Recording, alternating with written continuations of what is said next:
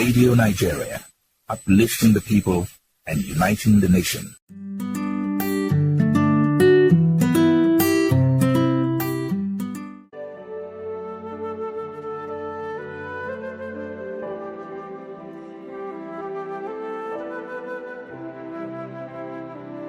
Mr. President has devoted energy and commitment he is known for on infrastructural development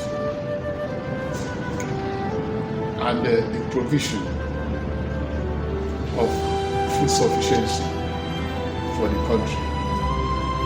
Yes, it's not been concluded, but we could know that when he took off, I remember in a meeting we held with him, he told all the ministers and heads of agencies, departments, that please do not award a new contract. Go ahead, given the amount of resources in your disposal of the budget, start implementing what have been started by the previous regime.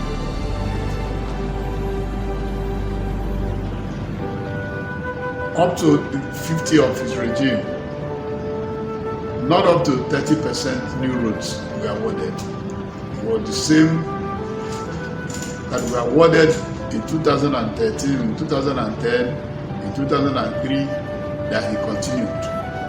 And he made sure that none of those contractors should be dropped unless they fail to perform after his own budgets have been released to them. Because he said it took about 6-7 months to go through all the files and found out that most of the contractors were not culpable in non-performance. That why they did not perform is because they were not paid. And that he cannot sacrifice a contractor who was not paid. That was how he took off on the federal roads. And there were some, like the second Niger Bridge, where Mr. President is on record as being the first president that brought the first gravel of sand, the first shovel of sand, the first gravel of the shovel of gravel, the first roads that started the second Niger Bridge. He did not also neglect major ones like Lagos Ibadan,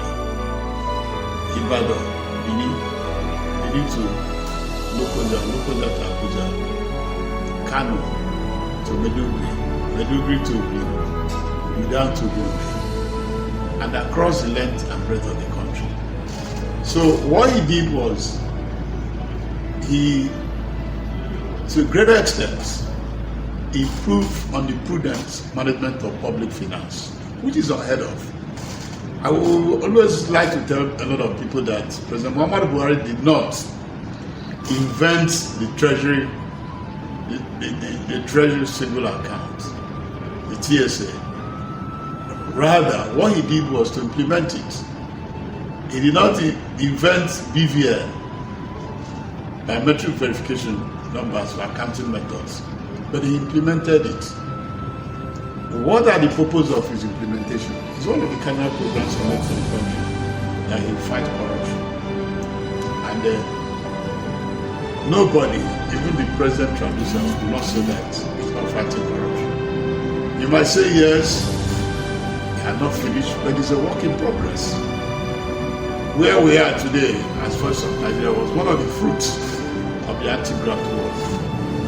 When he appointed me in 2013, I went and met him. I said, Voice of Nigeria is supporting the radio apparent agency, the Radio Nigeria. Please, is there any way you could help us to leverage to get a corporate office?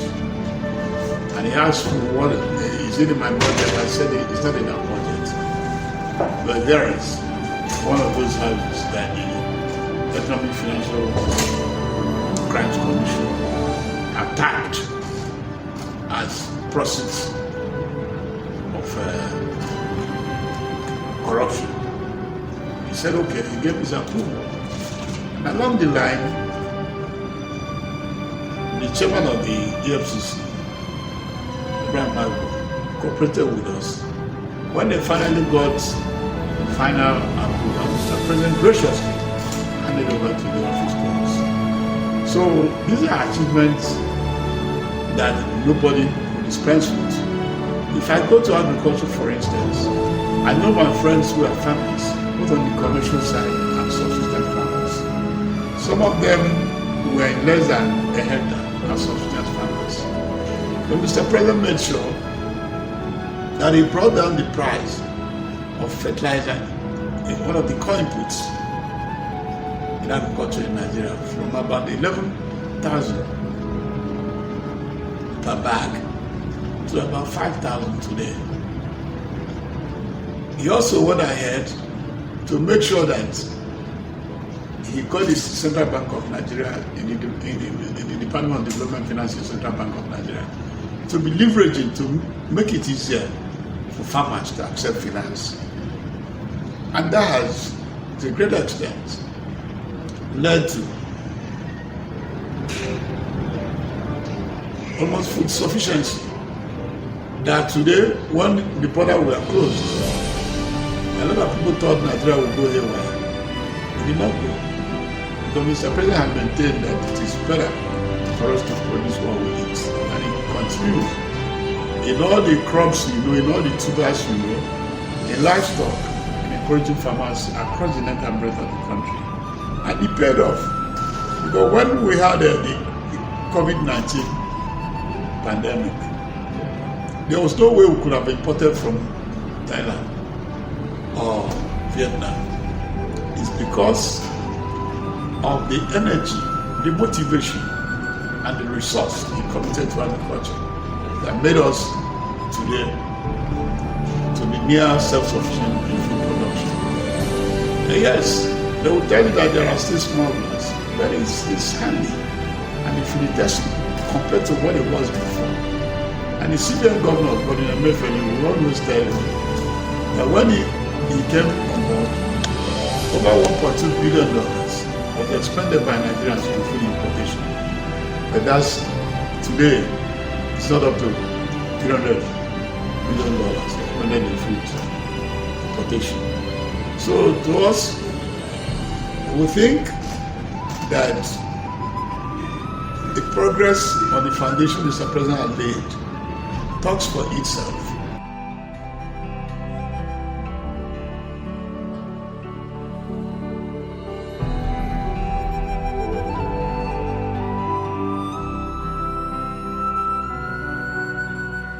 And the Nigerian media had always been on top of the situation.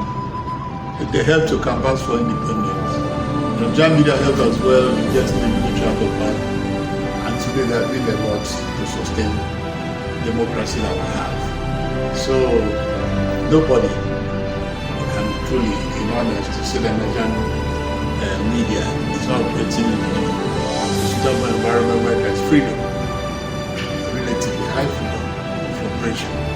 And luckily, we have seen the multiplicity of radio stations, we have seen the multiplicity of television stations, we have seen the multiplicity of print media, and then the iceberg, the social media. So these are welcome development because the need to know, the need to educate, and the need to enlighten remains the basis of where we stand as media people.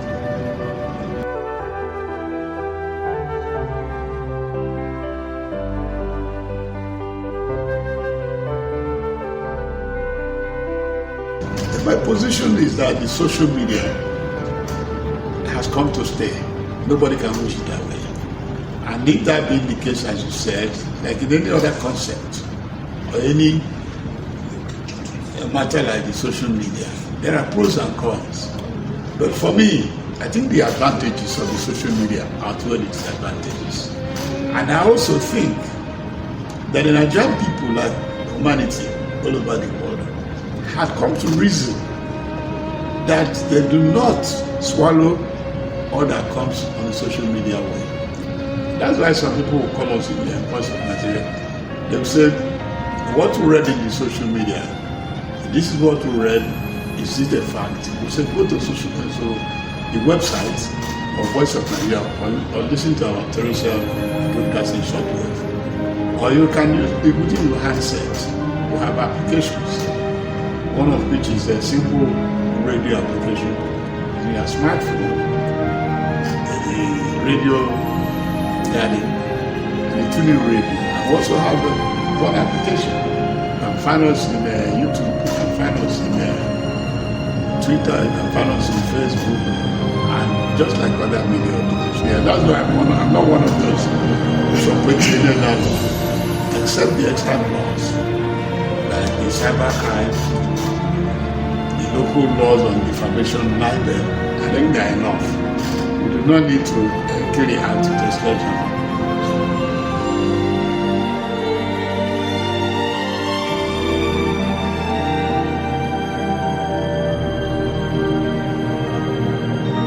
The security sector has been very troublesome, but luckily, the Nigerian government is up to the task.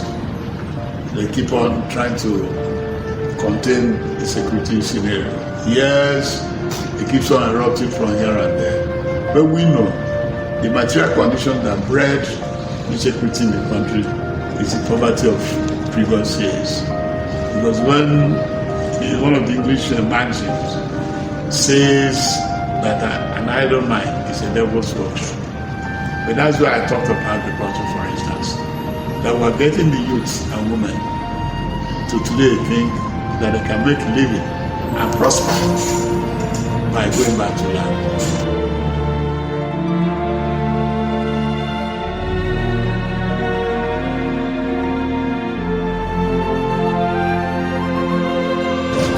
If you were there at the Eagle Square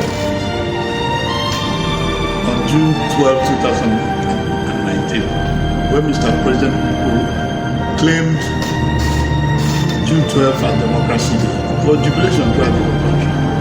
It was one of the most cardinal pronouncements Mr. President had ever made in the last 5 years. Not only about the Southwest, no, about the core tenets of democracy. And then everybody that was born June 12, 1993, we sincerely believe that the near election to that was the election that promoted President Buhari in 2023. The June 12 had all the votes from all the 6 geopolitical zones. In tallying the outpour of voters on June 12. It's not very easy to sit down and say this is the region that voted more. It was across the board. Northwest, North Central, Southwest, South-South, South-East, Northeast, all the 6 geopolitical zones. So it was a remarkable date, and Mr. President had pronounced it. And most importantly, letting us know that Abiola did not die in vain. That Abiola did not die in vain. And that it was a pronouncement that, in the no small measure, to try to reposition the sacrifice of Abiola as a matter of democracy. I will continue to advise my country that what unites us is more than what divides us. We should continue to work in harmony and support all the government at all levels, whether at the local council, at the state, or at the federal. Radio Nigeria, uplifting the people and uniting the nation.